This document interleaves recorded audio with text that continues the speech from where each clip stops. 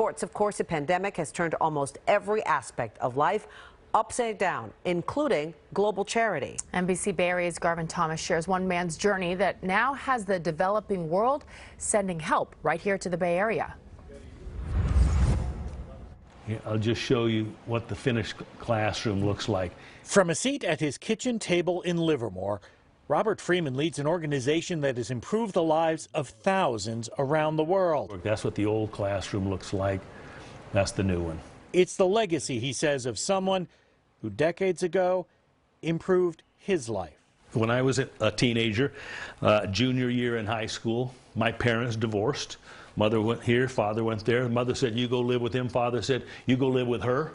And I ended up falling through the cracks. When Robert started showing up to school disheveled and his grades began to drop, it was his chemistry teacher who put 2 and 2 together. And she figured it out, said, you're going to sleep on my couch.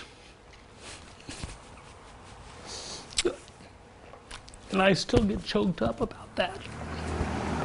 Robert promised her that when he'd made it, he'd repay the kindness. We got a lot to go over. He did just that in 2000, leaving his job as a tech executive to become a high school teacher himself. But Robert's giving back was just getting started.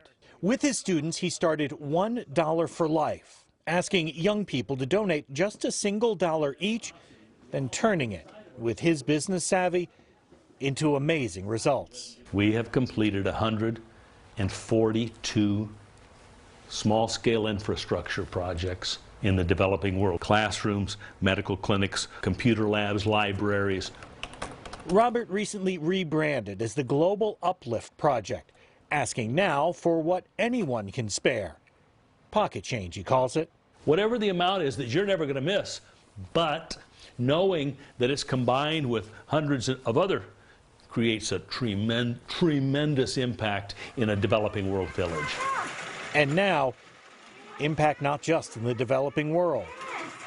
When the coronavirus pandemic hit, sewing centers he helped build in Kenya and Nepal that normally made kits of sanitary supplies to help girls stay in school switched to sewing masks.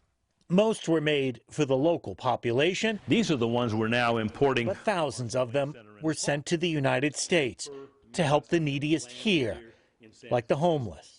What it's taught me is that generosity isn't only of money, it's of the heart. And teaches the rest of us that a single act of kindness can sometimes travel the world and return home to do even more good.